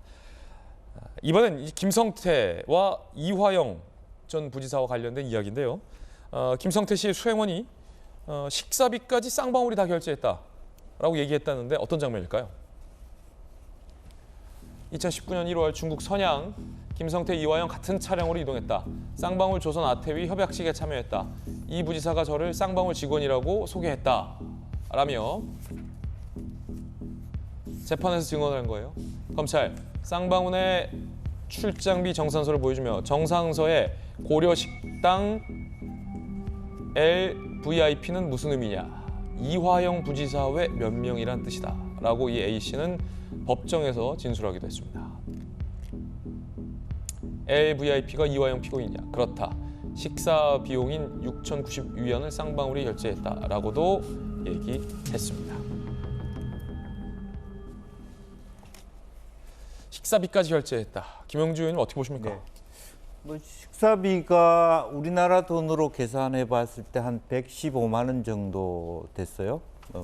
그래서 실제로 그러면 이제 대충 그 식당이 사실은 그 고려식당이라는 곳이 심양의 다른 그 수탑에 있는 시장 그 식당들보다 조금 북한 식당이 비쌉니다. 이제 그런 걸 감안해 보더라도 몇 명 정도 참가했는가라고 하는 것을 우리가 생각해 볼 수 있는 액수가 좀 크다. 그렇기 때문에 이제 쌍방울 측과 함께 있었다라는 것을 반증할 수 있는 자료가 될 수 있을지 한번 가늠할 거라고 보여지고, 실제적으로 보면 이제 지금 그 수행은이라고 하는 분이 사실은 통역관이라고 비슷한 분이거든요. 중국어에 능통한 분이고 2004년에 쌍방울에 입사했군요. 네, 그래서 그런 부분이 물론 이제 김성태 측이라는 측면도 있을 수 있지만 또 이제 그런 의미에서 좀 객관적인 부분도 있고, 다만 문제는 여전히 경기도의 공무원들은 여전히 그걸 부인하고 있어요. 그래서 조금 더 시간이 지나가야만 이것이 명쾌하게 해명되지 않을까 그렇게 보여집니다. 예, 이 수행원이 그 자리에서 김성태가 이화영에게 형님이라고 부르는 걸 봤다. 그리고 김성태가 경기도를 위해서 내가 큰 돈 썼다라고 얘기하는 걸 들었다라는 법정 진술까지 했군요. 네, 제가 보았을 때는 굉장히 그런 개연성이 굉장히 높아요. 근데 뭐 캠핑스키 호텔을 갔다든지 같은 호텔에 묵고 그러면 밥 먹을 때 물주 소위 쌍방울에 회장이 와 있는데 뭐 다른 분들이 따로 뭐 다른 데 가서 밥 먹기도 뭐 하니까 같이 밥 먹자, 저녁 먹자 이렇게 했을 가능성도 매우 높고, 그렇기 때문에 어떻게 보면 그런 부분들이 좀 저도 뭐 중국 많이 가보고 심양 많이 가봤습니다만 자연스러운 현상 아니었겠냐 그렇게 보고, 뭐 그 이상의 의미 부여를 하기는 좀 쉽지 않겠다는 생각입니다. 예. 자, 이 건도 이화영 부지사가 전면 부인을 하고 있습니다. 그런데 한 가지 의아스러운 건 이 법인카드 등등 뭐 차량, 운전기사, 아들 취업 청탁, 갖은 혐의에 대해 본인의 혐의에 대해서도 지금 부인을 하고 있기 때문에 판사 출신의 전주 의원님, 네. 비교적 증거가 명확한 혐의에 대해서도 모두 전면 부인하는 전략은 무엇을 염두에 둔 전략인지, 변호 전략인지, 두 번째로 재판부 입장에서, 왜냐하면 판사를 해보셨기 때문에 비교적 사안이 경미하거나 혹은 증거가 명확한 것까지 피의자가 부인을 했을 때는 재판부 입장에서는 어떻게 더 이제 중한 혐의와 관련해서 판단하게 될지도 좀 궁금합니다. 그럼 먼저 간단한 것까지 다 부인을 한다는 거는 보석 전략이죠. 그러니까 왜냐하면 1심에서 구속될 수 있는 기간이 최대한 6개월인데 김성태 전 회장은 혐의 사실이 굉장히 많거든요. 그러면은 증인으로 나와야 되는 사람은 굉장히 많을 겁니다. 그러면 이게 이제 하다 보면 6개월이 넘기 때문에 6개월 후에 보석으로 나와서 좀 더 이제 본인이 무죄를 받기 위한 뭐 이러한 좀 충분한 방어권을 행사하겠다 뭐 이러한 좀 생각을 가진 거 아닌가. 그래서 부인하는 거는 저는 6개월 후에 보석으로 나오고자 하는 이런 생각이 많다. 뭐 이렇게 생각합니다. 그리고 뭐 이것은 김성태 전 회장을 비난할 건 아니고요. 대부분 그 유죄인 경우에 중죄를 선고받을 피고인들은 다 이렇게 하기 때문에 이화영 전 부지사. 이화영 전 부지사 같은 경우도 뭐 그렇기 때문에 뭐 그것을 뭐 비난할 건 아닙니다. 왜냐하면 피고인의 방어권은 뭐 본인에게 고유한 이러한 헌법상의 권리이기 때문에 그렇고요. 그런데 이제 그래서 이제 그럼에도 불구하고 법원이 봤을 때 부인을 한 상태에서 유죄라고 본다 하면 이거는 양형의 이유 중에 본인의 죄를 인정을 하느냐, 그러니까 반성을 하느냐 아니냐가 또 양형의 중요한 인자거든요. 그래서 이렇게 부인을 하다가 유죄로 인정이 되면 형량이 높아질 수밖에 없죠. 오히려 더, 그래서, 더 엄하게, 더 엄격하게. 그래서 이제 부인 전략은 뭐 아니면 도, all or nothing. 그러니까 실형이 선고되든지 높은 실형이 선고되든지 아니 무죄든지 중간 지점은 없어요. 뭐 집행유예 이런 중간 지점은 없고요. 내가 계속 이제 무죄를 주장을 해서 뭐 성공을 하든지 아니면 실패하면 높은 시형을 받든지 이러한 좀 어떻게 보면 좀 위험성을 감수하는 그런 전략으로 볼 수가 있을 그렇군요. 것 같습니다. 두 번째 얘기까지 전해드렸습니다. 그럼 민주당 분위기는 어떨까요? 돌직구쇼에 출연하고 있는 전재수 의원은 근 10년간 민주당 분위기 중에 지금이 최악이다라고 얘기한 바 있습니다. 그 민주당의 분위기도 살펴보겠습니다. 세 번째 이야기에 주제 공개하죠. 비명계는 만찬 회동을 갖고 과연 이재명 대표는 총선 때 공천을 행사할 거냐, 당내의 관심사입니다. 조홍천 의원은 분당은 이르지만 이재명 대표가 사퇴하는 게 해법이다라고 밝혔습니다. 들어보시죠. 이재명 대표 나가라. 네. 뭐 이런 게시판 글이 올라오니까 그렇죠. 아마 그런 주장이 나온 것 같은데 분당을 할 것 같으면은 당에 대한 뭐 애정이라든가 미련 같은 게 없어져야죠. 어떻게든 그래도 수습하고 잘 가보자라는 마음이 남아 있기 때문에 지금 이건 좀 빠른 얘기 같습니다. 지금 상황에서 내놓을 수 있는 해법이라는 게 당대표직을 물러나는 거. 아니 뭐 그것도 해법 중에 하나입니다. 어떻게 이 당을 끌고 가겠다, 총선 어떻게 치르겠다, 어떤 해법을 빨리 내놔야지 막연히 소통하자. 네네. 정말 많은 답답함을 느끼는 거죠. 비명계의 사퇴 압박에 대해서 이재명 대표 측이 언론 인터뷰를 통해서 소통을 강화하겠다라는 이 대표의 뜻을 밝혔는데, 이에 대해서 조홍천 의원이 사퇴하는 것도 좋은 방법이고 답답하다라며 비판을 한 겁니다. 당의 원로인 유인태 전 사무총장의 이야기 준비되어 있는데요. 총선을 생각하면 이재명 대표가 없는 게 유리하다라고 밝혔습니다. 들어보시죠. 지금 이재명 대표가 지금의 스탠스로 총선까지 임할 수 있겠느냐. 대통령이야 상수인데 이쪽은 상수는 아닐 수 있잖아요. 이제 그러면은 훨씬 유리한 그 환경을 조성할 수도 있을 터인데. 샤이 비명이 많다 막 이런 얘기도 나오는데 어느 정도 사실일 거예요. 이래가지고 총선 제대로 치르겠냐. 이제 이 위기감이죠. 그겁니다. 그러니까 이 대표가 이건 결자해지하는 게. 이러한 분위기 속에서 비명계가 어제 모였습니다. 회동을 했습니다. 비공개 저녁 만찬. 초선 A, 당내 갈등 해법 이 대표가 제시해야 된다. 일부 의원들의 주장, 설득력 있는 해법 없으면 잦은 사퇴 요구해야 한다라는 어떤 강경한 분위기도 기류가 있었다고 합니다. 전윤규 의원님, 네. 이 비명계 의원들은 사퇴 이야기를 많이 하는군요. 그러니까 저는 그 이재명 대표의 룸을 너무 축소시켜 놓고 사퇴 이야기하는 것이 조금 부적절하다 이런 말씀 드리고 싶습니다. 지난번에 우리 그 이재명 대표 구속영장 청구와 관련해서 의원총회를 열어서 170명에 달하는 의원들이 결국 총의를 모아가지고 이번에는 영장 청구 요건이 부족하기 때문에 부결 투표를 해야 된다라고 총의를 모으지 않았습니까? 만약에 그때 당시에 정확하게 단일 대우의 형태로 총의를 모은 다음에 정말로 민주당을 위해서 이재명 대표의 결단이 필요하다라고 했다면 이재명 대표가 결정할 수 있는 범위가 넓어져 있기 때문에 그때는 다시 한번 이야기해 볼 수 있는 경우의 수가 굉장히 많았다고 봅니다. 그러나 지금 총의를 모아놓고 결국 표결에서 이탈한 표가 한 30표 정도 된다고 생각하지 않습니까? 이렇게 된 이상 비명계와 친명계의 싸움처럼 이 사건이 불거져 있기 때문에 이재명 대표가 결단으로 밝힐 수 있는 그런 입장이 굉장히 좁아져 있는 상태입니다. 그래서 대표가 결정할 수 있는 그런 공간이 굉장히 줄어든 상태이기 때문에 더 이런 사실 당의 분란이나 갈등이 좀 더 강화되고 있는 사안이 아닐까 저는 그렇게 보고 있습니다. 예, 비명들의 이 사퇴 압박은 바람직하지 않다. 뭐 바람직하지 않다 이렇게 보기는 어렵지만요. 그러니까 대표가 결정할 수 있는 그 공간이 좁아들어 있는 상태이기 때문에 갈등이 좀 더 심화되고 있다 이렇게 저는 평가하고 싶습니다. 그렇군요. 이재명 대표가 총선을 어떻게 치를지에 대한 해법이 있다고 보십니까?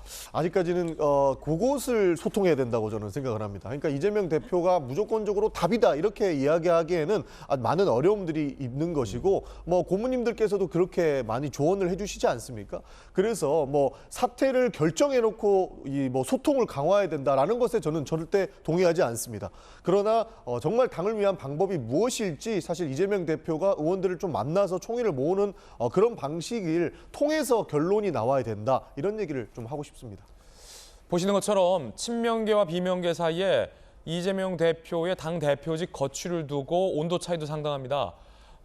과연 이 온도 차이가 좁혀질 수 있을까? 급기야 박지원 전 비대위원장을 바라보는 친명과 비명의 시각도 너무나도 상이합니다. 최근 박지원 전 비대위원장은 이재명 대표의 사퇴를 요구하는 기자회견을 한 바 있었습니다. 먼저 비명의 이원욱 의원은 이재명 대표를 비판했습니다. 이재명 대표는 당선된 이후 박지원 전 위원장에 대한 태도를 바꿨다. 박 전 위원장을 개딸들이 비난할 때 이재명 대표는 침묵했다. 얼굴 드러내는 것조차 두려워했던 청년을 대통령 선거장으로 불러내서 사용하고 본인 공천에 이용한 후 필요가 없어졌다고 판단한 것일까? 토색구팽하지 않았느냐? 이제 와서 박지원 전 비대위원장에 대해서 비난하는 것은 옳지 않다라는 취지의 이재명 대표 비판글을 올렸습니다. 그런데 친명의 안민석 의원은 박지원 전 비대위원장이 뻔뻔하다라고 비판했습니다. 지선 당시 VIP급 경호 의전 특혜, 공천권 행사 4곳 패배, 반성 안 하고 뻔뻔하다. 당 비판할 자격도 자질도 없다라고 김영주 의원님. 네. 박지원 전 비대위원장, 이른바 어떤 청년 정치인에 대한 친명 그룹과 비명 그룹의 생각도 이렇게 다른데 과연 이재명 대표직 거취를 두고서 의견이 모아질까에 대해서 상당히 많은 민주당 현역 의원들이 친명 비명을 불구하고 다 회의적이더라고요. 네. 김영주 의원님 어떻게 보십니까? 이 박지원 전 비대위원장을 두고서. 쉽지 않겠죠. 그 입장 자체가 서로 그것조차도 다르다라고 하는 것. 근본적으로 저는 박지원이라고 하는 정치인을 비대위원장까지 만들었어야 되는가. 민주당의 권위로서는 적합하지 않은 선택을 했고 박지원이라는 젊은 정치인에게 앞세워놓고 그 뒤에 숨었던 민주당이라면 사실은 그 모든 책임은 현재 민주당 현역 의원들한테 있다. 그런 생각을 가집니다. 그러니까 박지원 위원장이 어떤 말을 하고 안 하고에 중요하지 않고 앞으로 한국 정치가 소위 여야 할 것 없이 청년 정치인들을 너무 과도하게 쓴다. 본인 스스로도 자기가 감당하지 못한 정도의 지위에 만들어 놓고 그 지위를 활용했다고 또 두 번 비난하는 그 행태가 적절하지 않다. 그렇게 생각이 들고요. 지금 이제 이 과정을 보면 첫 번째 우리 전용기 의원께서도 말씀했었지만 한 170명 이상이 그러니까 딱 하나의 단일 대회로 이걸 부결시켰다면 조금 더 절차적으로 순탄한 다음 플랜이 가능했을 것이라고 얘기하는데 그 대목에 있어서 의원들이 만약에 170표 이상을 부결시켜줬을 때 이재명 대표가 혹여나 아전인수격으로 나에 대한 지지가 강고하다. 더 버틸 것 아니냐 이런 고민을 일부에서 했을 가능성이 저는 있다. 그 부분 때문에 고민했다는 생각들이 있고요. 이제 두 번째 부분도 마찬가지입니다. 지금 현재 당내에서 보니까 그 소위 개딸들이 하는 행태 중에서 문재인 대통령까지 적으로 규정한 것에 대해서 굉장히 격분하는 분위기입니다.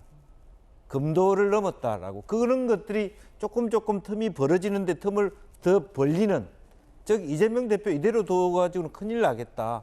그러면 김대중도 마치 문재인도 노무현도 다 적으로 돌릴 수 있는 그런 현실 지도부를 우리가 어떻게 인정하느냐라고 하는 친문계 일부 의원들의 이탈이 더 가시화될 수 있기 때문에 그런 의미에서 개딸들의 현재의 행동 자체가 매우 당을 더 분탕질하고 갈등을 노골화하는데 가고 있다라는 부분이 있습니다. 유인태 전 사무총장은 이 소위 개딸들에 대한 이재명 대표의 태도도 꼬집었습니다. 지금 SNS에 글 올려서 말리긴 했습니다만 더 적극적으로 말려야 한다고 보세요? 그것도 하면 바로 말려야지. 저렇게 하는 거를 좀 즐기다가 야 이거 좀 너무 나가니까 아이고 이거 좀 말려야 되겠구나 뭐 이런 걸로 보여지대요. 어이구. 과연 이 친명과 비명계 사이에는 어떤 일이 벌어질까요? 그런가 하면 이 민주당의 청원에는 이재명 대표를 옹호하는 청원 내용이 갈수록 강화되고 있습니다. 급기야 이런 청원도 올라왔다고 합니다. 당원을 바꿔야 된다라는 당원 개정 요청인데 차기 대선에 출마하는 당대표는 1년 전에 사퇴해야 된다라는 민주당의 당원 25조를 개정하라. 그러니까 이재명 대표가 대통령 선거에 출마하더라도 당대표직을 내려놓게 해서는 안 된다라는 취지인 겁니다. 그리고 그 이유는 윤석열 대통령을 퇴진시켰을 경우 유력 대체 후보로 당원이 막아서는 안 된다라는 이유라고 하는데 이게 5만 명 이상 동의했다고 합니다. 전재 의원님 어떻게 보십니까? 전 이런 아주 진짜 편향적인 이러한 좀 민주당의 강성 지지자들이 결국은 민주당을 갈아먹고 그리고 민주당에 결국 독이 되고 있다고 그렇게 생각합니다. 지금 윤 대통령 당선되신 지가 이제 내일이면은 1년이고요. 그리고 취임한 지는 아직 10개월 정도밖에 안 됐습니다. 근데 지금 퇴진을 얘기를 하고 있어요. 그러니까 어느 세계에 살고 계신 분들인지 참 놀랄 따름입니다. 그러니까 결국은 이분들이 얘기하는 거는 또 탄핵으로 또 끌어내려서 또 우리가 한번 집권하자 지금 이거 아니겠습니까? 그런데 잘못이 있어야지 탄핵이 되는 거지 어떻게 이렇게 퇴진을 아주 쉬운 옆집 드나들듯이 이렇게 쉽게 얘기를 합니까? 그래서 그런 면에서 굉장히 위험한 발상이고 이러한 강성 목소리가 많아질수록 민주당은 총선 패배 그리고 중도로부터 멀어질 수가 없다. 또 이러한 생각을 합니다. 그리고 여기에 대해서도 이재명 대표가 대답을 하셔야죠. 지금 25조를 지금 이재명을 위해서 또 그렇게 이재명을 위한 당원 개정을 하려는 움직임에 대해서는 하지 말아라 이러한 단호한 모습을 보여주는 것이 저는 공당의 대표로서의 책임 있는 자세라고 생각합니다. 그리고 아까 민주당이 이제 친명과 비명계가 계속 갈등하는 모습을 보이고 있는데 저는 이것을 좀 종식할 수 있는 어떠한 그런 터닝 포인트는 이재명 대표가 진행하고 있는 선거법 위반 사건의 1심 판결이라고 보고 있습니다. 지금 3월에만 지난주 재판을 했고요. 17일, 31일 세 번을 하고 있고 아마 이게 조만간 판결이 선고가 될 거예요. 1심 판결이. 그런데 이제 여기에서 100만 원 이상의 형을 선고를 받으면 뭐 이것은 뭐 지금 더 굉장히 멀리 나가면은 민주당이 받은 428억의 대통령 선거 비용도 지금 반환해야 된다는 얘기까지 나오고 있고 이래서 정말 이 이재명 대표 본인의 그 앞으로의 뭐 위상뿐만 아니라 민주당에도 이거는 굉장히 큰 먹구름이 될 수 있거든요. 그래서 여기에서 그 유죄가 선고가 되고 그리고 그러한 100만 원 이상의 형이 선고가 된다고 하면 그것은 그 이재명 대표가 지금까지 자기는 김문기 모른다는 게 사실이라고 얘기를 했던 게 거짓말로 들통나는 거잖아요. 국민 앞에서 거짓말을 4차례나 방송 나가서 한 것이기 때문에 거기에 대해서 공당의 대표로서 당연히 사퇴를 해야 되고 그 1심 판결의 결과에 따라서 이재명 대표 사퇴가 좀 더 빨라질 수 있다 저는 그렇게 생각합니다. 전주현 의원님의 어떤 개인적인 전망까지 들어봤습니다. 이번엔 저희가 준비한 4번째 이야기 시작하겠습니다. 정부의 일제 강제징용 피해자에 대한 배상안이 발표된 이후 한미일 외교는 속도를 내고 있습니다. 윤 대통령은 모든 책임은 내가 지겠다라며 강한 의지를 보이고 있다고 합니다. 그 이야기 지금 시작합니다. 다음 달 미국의 국빈 방문으로 방미할 예정도 오늘 나왔습니다. 함께 보시죠. 바이든 초청으로 다음 달 26일 방문, 70년간 축적된 동맹 성과 축하, 12년 만에 한국 정상이 국빈으로 방문하게 됩니다. 어제 국무회의에서의 윤 대통령 발언 들어보시죠. 피해자의 입장을 존중하면서 한일 양국의 공동 이익과 미래 발전에 부합하는 방안을 모색해온 결과입니다. 한일 간의 미래지향적 협력은 한일 양국은 물론이거니와 세계 전체의 자유, 평화, 번영을 지켜줄 것이 분명합니다. 국내에서 논란이 일고 있고 야당에선 집중 비판을 하고 있는데 책임은 내가 지겠다라고도 대통령이 밝힌 걸로 전해집니다. 대통령으로서 수행해야 할 모든 정책의 책임은 나에게 있다라며 자신감을 나타내기도 한 것으로 전해지고 있습니다. 반면 민주당의 이재명 대표는 집중적으로 윤 대통령을 비판하고 있습니다. 이 사안과 관련해서 들어보시죠. 정부가 발표한 강제동원 피해 배상안은 일본의 전쟁 범죄에 면죄부를 주는 최악의 외교적 패착이자 국치입니다. 국가의 자존심을 짓밟고 피해자의 상처를 2번 헤집는 계묘 늑약과 진배가 없습니다. 즉각 철회하고 피해자들에게 사죄해야 마땅합니다. 자, 이에 대해서 국민의힘의 정진석 비대위원장은 이번 정부에 발표한 이 아이디어는 민주당의 문희상 전 의장의 아이디어다라고 맞받아쳤습니다. 한번 들어보시죠. 윤석열 대통령이 지금 폭탄 처리반을 맡아가지고 지금 EOD 슈트를 입고 폭탄 처리에 나선 겁니다. 대승적인 대통령의 결단으로 봐야 되겠다. 지금 제3자 변제가 우리 아이디어인 것 같습니까? 민주당의 아이디어입니다. 문희상의 아이디어예요. 삼전도까지 나오고 그런 정파적인 편협한 시각은 이제 좀 교정하고 시정해야 될 것이 아닌가. 그 가운데 이 대통령의 오랜 친구 사이로 알려져 있는 민주평통의 사무처장의 발언도 논란입니다.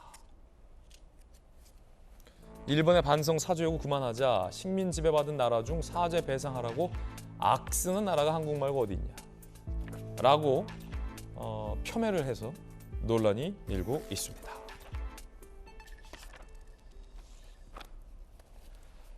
굵직한 논란. 과연 정부의 이 방법이 옳으냐 그르냐. 예, 논란과 별개의 잔가지 논란. 예를 들어서 방금 민평 사무처장의 이 같은 발언들은 이 본질적인 문제를 해소하는 데에 도움을 주지 않는 것 같습니다. 그렇기 때문에 사무처장의 이 같은 발언은 상당히 비판이 나오고 있는 이유이기도 한데 이 같은 지역적인 문제에 이 소중한 토론 시간을 할애하는 것보다는 사실 건전한 것에 토론 시간을 할애하는 것이 더 맞을 것 같습니다. 자, 정혁진 변호사님. 네네. 일단 정부는 대통령의 의지가 확고해 보입니다. 개인에 대한 피해와 사과는 대한민국 정부가 충실히 하고 일본도 이에 상응하게 부응을 해야 한다. 하지만 국가가 나아가야 할 그리고 나라가 지향해야 할 미래는 이번에 바로 잡겠다. 뭐 이런 의지는 분명해 보여요. 이제 해결 방안이 백지 상태에 있는 게 아니에요. 우리나라는 1965년 한일 청구권 협정에 사인을 했었기 때문에 그 부담 하에서 문제를 해결할 수밖에 없는 그러한 제한적인 한계가 있는 거죠. 그렇기 때문에 제가 봤을 때 대통령께서 적극적으로 반대할 사람이 굉장히 많다라고 하는 것을 몰랐겠습니까? 제가 봤을 때 잘 알고 있을 거라고 생각을 했다 하고 거기에 따른 정치적인 부담이 굉장히 클 것임을 알면서도 대통령이 지금 우리나라의 정세, 뭐 안보나 경제나 여러 가지 것들을 종합적으로 고려해서 결단을 내렸다라고 보여지거든요. 거기에 대한 정치적 책임은 내가 다 지겠다. 그런데 어쨌든 문제를 해결해 나가는 것이 그 리더니까 어떤 문제가 있을 때 그게 누구 잘못이냐, 누구 책임이냐 이거 따지면 한 발자국도 못 나가고 이것을 어떻게 해결해야 될 것인가 나름대로 고민하고 결단을 내렸다라고 저는 판단이 되는데요. 그런데 대통령의 친구이자 참모라고 하실 수 있는 분이 괜히 옆에서 그렇게 별로 도움이 되지 않는 그런 이야기를 하는 것은 오히려 대통령한테 더 누가 되는 것이 아닌가 그런 생각이 들어가지고 조금 어쨌든 여당에서는 말을 할 것이 아니라 이걸 통해 가지고 우리나라 안보가 얼마나 공고해졌고 우리나라 경제가 얼마나 더 이제 원활하게 한일 관계가 원활하게 돼가지고 국민들한테 혜택이 돌아갔는지 실적으로 보여줄 그런 그 시점이 아닌가 저는 그렇게 생각이 됩니다. 반면 민주당에서 이재명 대표를 포함해서 윤미향 의원도 무소속이죠. 윤미향 의원도 정부를 비난했습니다. 들어보시죠. 가해자를 위한 굴욕적 해법이다. 최악의 외교 탐사다. 피해자인 한국이 가해자인 일본에게 머리를 조아린 항복선언에 불과하다. 그렇게 평가할 수 있을 것 같아요. 정치권에서 여야를 막론하고 약간 논란은 있는 것 같습니다. 1심에서 여러 가지 일부 무죄를 받긴 했습니다만 이 위안부 피해 할머니들을 위한 후원금을 횡령하거나 유용한 것과 관련해서 1,700만 원 상당과 관련해서 유죄가 선고됐는데 윤미향 의원이 과연 이런 활동을 재개할 만한 상황인 것이냐에 대해서 논박이 좀 있는 것 같아요. 김영주 의원은 어떻게 보십니까? 네, 뭐 석동현 처장이나 윤미향 의원이나 두 분 다 적절하지는 않다고 보여집니다. 그러니까 뭐 윤미향 의원은 과거에 어쨌든 그 위안부 문제에 말하자면 개입한 당사자로서 자기가 어떤 그런 어떤 전문가적인 입장이 있다고 보여질 수는 있습니다만은 국민 정서 일반으로 봤을 때는 조금 당분간 오히려 그런 말은 뭐 하고 싶은 말이 많음에도 불구하고 조금 자제하는 것이 좋지 않겠느냐 그렇게 생각이 들고요. 이번 사안은 저는 이제 실제적으로 보면 그 노무현 대통령 때도 2007년도 특별법 위에서 했고 또 문희상 의장 얘기도 나옵니다만은 조금 더 너무 거칠지 않았느냐 현 정부가. 근데 지금 3월 15, 16일 날 일본을 방문해 가지고 오히려 동시에 한국과 일본의 기업이 말하자면 염출하는 방식이 조금 더 3.1절 기념사에서도 우리가 뭐 같이 이 자리에서도 방송을 했습니다만은 그와 같은 어떤 대통령이 조금 절박한 호소들을 좀 그 감성적으로 접근했으면 좋겠다, 좋았지 않았겠냐 하는 아쉬움이 있습니다. 그런 부분들이 일체 없이 과거에 대한 어떤 이야기라든지 자기가 대통령으로서 책임을 지고 그렇게 해야 될 수 있는 좀 풍부한 국민들에 대한 또 유족들에 대한 피해자들에 대한 좀 그런 어떤 감정적 차원에서의 발언과 언급이 없이 바로 우리 미래의 파트너다 이렇게 얘기를 하고 혹은 일본 기업이 아무도 참여하지 않은 상태에서 우리 기업만 포스코나 KT만 한다. 그것도 소위 뭐 기업의 사회적 책임이다 이런 식으로 얘기하는 어설픔들이 오히려 든나게 했다. 그래서 이런 방식이 최대의 한일 관계에서의 보관이라고 하더라도 조금 더 전략적인 어떤 고려가 있어서 아예 이 대안을 며칠 전에 이렇게 얘기할 것이 아니라 일본에 가서 기시다와 함께 과거에 오부치가 얘기했던 것은 김대중 오부치가 98년 도쿄에서 얘기했던 것처럼 반성과 말하자면 미안함을 표명하는 상태에서 같이 하겠다. 이렇게라도 했으면 지금과 같은 어떤 저항들은 좀 줄어들지 않았겠나 그런 생각을 갖게 됩니다. 윤석열 대통령의 이 방미 시점은 4월 말로 예정돼 있습니다. 아직 정확한 시점은 나와 있지 않고요. 미국 방문 기간인 26일 국빈 망찬을 포함해서 다양한 일정을 소화할 걸로 보이는데 저희 채널에 있어서 상세히 소개를 해드리겠습니다. 자, 저희들은 60초 광고 보고 돌아오겠습니다. 잠시 후에 뵙죠. 오늘 저희가 준비한 소식 모두 다 전해드렸습니다. 저희들은 내일 아침 8시 50분에 뵙겠습니다. 오늘 하루는 분명 어제보다 나을 겁니다. 좋은 하루 되십시오. 고맙습니다.